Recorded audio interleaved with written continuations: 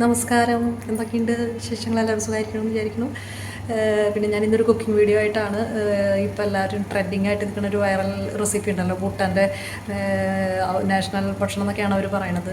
ബ്രേക്ക്ഫാസ്റ്റായിട്ടും evening സ്നാക്സായിട്ടൊക്കെ ഉപയോഗിക്കാവുന്ന Emma ദാക്ഷി, എങ്ങനെയാണ് അതിൽ റിയലായിട്ട് പ്രൊനൗൺസ് ചെയ്യണമെന്നറിയില്ല. അങ്ങനെ ഒരു ഫുഡ് എല്ലാവർക്കും അറിയുന്നുണ്ടാവും, അപ്പോൾ കാണുന്നുണ്ടാവും. അപ്പോൾ ഞാനത് ട്രൈ ചെയ്ത് നോക്കിയാൽ ഭയങ്കര ടേസ്റ്റാണ്. നമ്മുടെ വീട്ടിലുള്ള സാധനങ്ങൾ വെച്ച് 10 മിനിറ്റ് വേണ്ട, അത്രയും പെട്ടെന്ന് ഉണ്ടാക്കാമെന്നാണ്. പക്ഷേ എൻ്റെ വീഡിയോ എടുക്കലും എല്ലാം കൂടെ ഒരുമിച്ച് ചെയ്ത് പിന്നെ മോളെ പറഞ്ഞേക്കലും നേരത്തെ 4-5 മണിയൊക്കെ ആയിട്ട് വീഡിയോ എടുക്കലൊക്കെ കൂടെ ധൃതിപ്പെട്ട് ചെയ്തപ്പോൾ വീഡിയോ അത്ര അങ്ങോട്ട് ക്ലാരിറ്റി ഉണ്ടോ എന്ന് എനിക്കറിയില്ല. പക്ഷേ തിന്നാനും കാണാനും എല്ലാവർക്കും ഇഷ്ടമാവുന്ന വിധത്തിൽ ചീസും മുട്ടയും ഒക്കെ ഇഷ്ടമുള്ളവർക്ക്, ബ്രെഡൊക്കെ ഇഷ്ടമുള്ളവർക്ക് നല്ല ഇഷ്ടമാവുന്നൊരു വീഡിയോ ആണ്. അപ്പോൾ ആ വീഡിയോയിലേക്ക് പോകാം. ഓക്കെ, ഇതിന് ഞാൻ വെളുത്തുള്ളി, ഒരു വലിയ വെളുത്തുള്ളിയുടെ ഒരു 4-8 പീസ് എടുത്തു. പിന്നെ ഒരു വലിയ സവോളയുടെ ഒരു 1/4 ഭാഗം എടുത്തു, കനം കുറച്ചരിഞ്ഞു.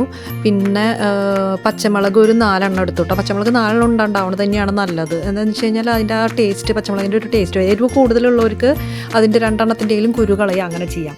പിന്നെ സവോള വേണമെന്നില്ല, അത് ഡിപ്പെൻസാണ്, ഓരോർക്ക് ഇഷ്ടമുണ്ടെങ്കിൽ ഇടാം, ഇല്ലെങ്കിലും കുഴപ്പമില്ല. എന്നിട്ട് ഇതൊരു ബട്ടറിൻ്റെ ഒരു ചെറിയ പീസ് ബട്ടർ എടുത്തിട്ട് ആദ്യം തന്നെ വെളുത്തുള്ളി ചോപ്പ് ചെയ്തിട്ടുണ്ടല്ലോ, നൈസായിട്ട് ചോപ്പ് ചെയ്തത് ഒന്ന് എണ്ണയിൽ ഇതാക്കുക.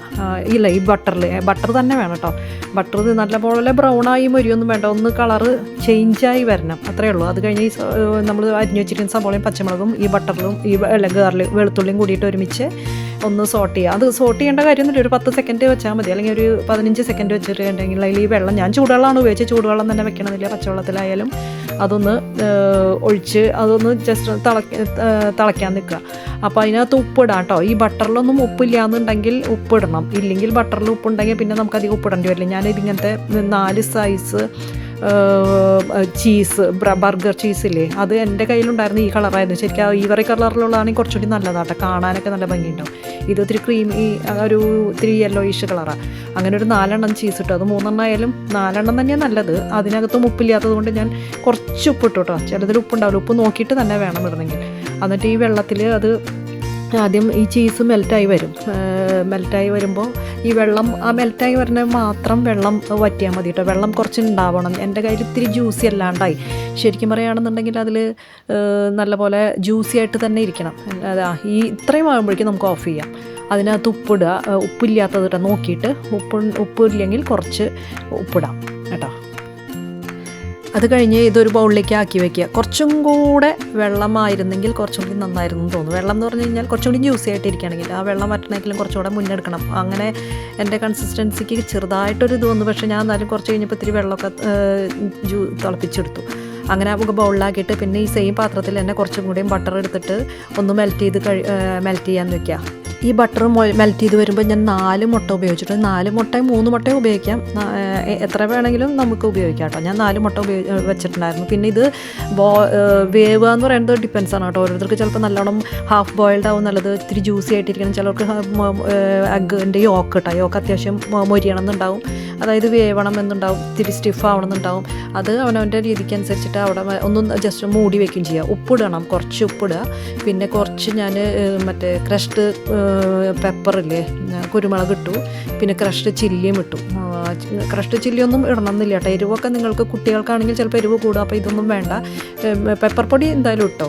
ക്രഷ്ഡ് ചില്ലി ഇടണത് ആവശ്യക്കാർക്ക് മാത്രം ഇടാം. ഞാനത് ഇട്ടിരുന്നു. ഞങ്ങളുടെ ഇവിടെ ഇത്തിരി എരിവ് ഇഷ്ടമാണ്, പക്ഷേ എന്നാലും അധികം മുളകൊന്നുമില്ല. എന്നിട്ട് മൂടി വെക്കണമെങ്കിൽ നമുക്ക് മൂടി വയ്ക്കാം. ഞാൻ കുറച്ചും കൂടെ മൂടി വെച്ചു. അങ്ങനെ ജ്യൂസി ആയിട്ടോ ലീക്കായിട്ടോ ഇരിക്കേണ്ട എന്നുള്ള ഇതിൽ എങ്ങനെ വേണമെങ്കിൽ നമുക്കെടുക്കാം. അത് കഴിഞ്ഞ് ഞാനൊന്നും മൂടി വെച്ചു കേട്ടോ, ഒന്ന് വേവാൻ വേണ്ടിയിട്ട്. ഈ സ്റ്റെപ്പ് അങ്ങനെ ലീക്കായിട്ട് ജ്യൂസി ആയിട്ടാന്ന് വെച്ച് കഴിഞ്ഞാൽ ഇങ്ങനെ മൂടി വെച്ചിട്ട് വേവിക്കേണ്ട ആവശ്യമൊന്നുമില്ല കേട്ടോ. അത് കഴിഞ്ഞിട്ട് 30 സെക്കൻഡ് മൂടി വെച്ചതിന് ശേഷം ഈ മുട്ടയുടെ മുകളിലേക്ക് നമ്മൾ നേരത്തെ വെച്ച ചീസൊക്കെ വെച്ചിട്ടുള്ള ഇതുണ്ടല്ലോ, അത് ഒഴിക്കുക.